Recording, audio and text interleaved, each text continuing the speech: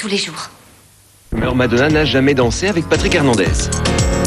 Tout le monde a toujours cru que Madonna avait commencé comme danseuse sur le tube planétaire Born to Be Alive. Pour cette chanson, Patrick Hernandez recherche à l'époque des danseuses et organise un casting à New York où il repère une jeune fille totalement inconnue. L'idée tout de suite qui est apparue, c'était qu'il ne fallait pas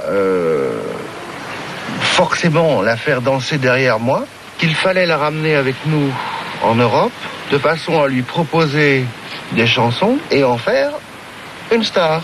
Et regardez bien, effectivement, sur ces images, Madonna n'est pas là, ni là. Bah oui, puisqu'elle n'a jamais travaillé avec Patrick Hernandez.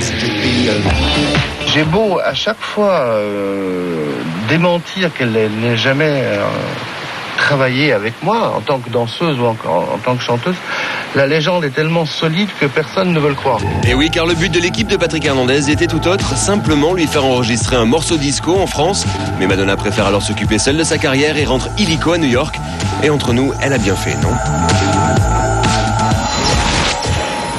Secret numéro 2. Saviez-vous que Madonna avait une liaison avec Prince ? Nous sommes en 85 et Madonna croise pour la première fois l'artiste bien en vue et bourré de talent Prince. Madonna a alors une petite idée en tête, se faire enregistrer un titre signé par le petit génie du funk et décide pour parvenir à ses fins de le séduire.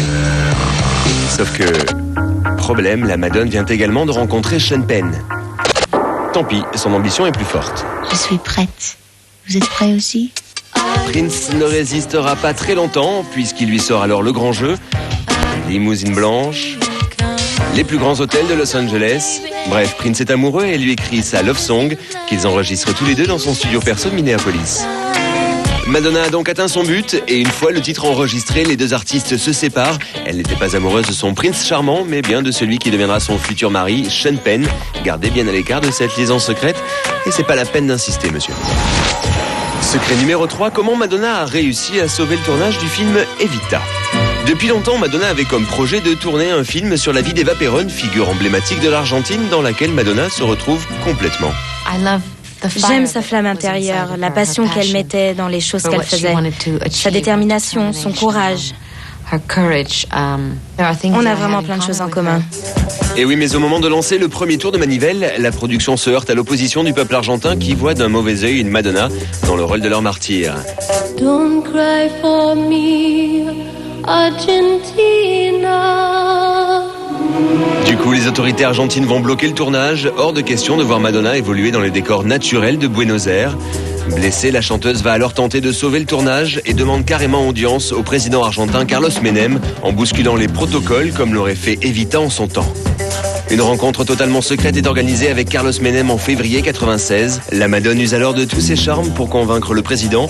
L'homme d'État est troublé et le moment de grâce arrive lorsqu'elle lui fait écouter une des chansons du film You Must Love Me.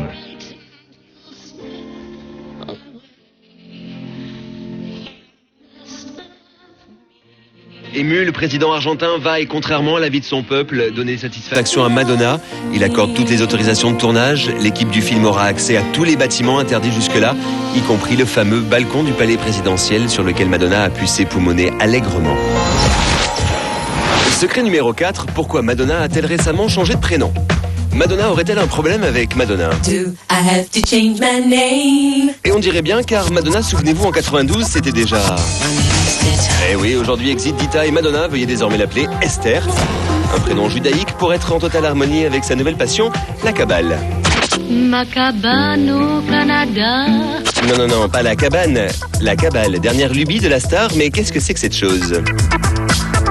Une première formulation serait de dire qu'elle est un savoir qui permet de partir en quête de Dieu et par là même de se trouver soi-même. Et l'autre aspect également de la Kabbale, c'est cette idée d'un sens caché. Ouais, ça a l'air compliqué comme ça, mais Madonna, elle a tout compris et incite même ses amis les stars à rejoindre le mouvement, tout comme Britney Spears. Normal, elle fait tout comme Madonna, celle-là. Ah ouais, j'allais oublier, pour faire partie du clan, il faut aussi le bracelet rouge, fameux signe de reconnaissance.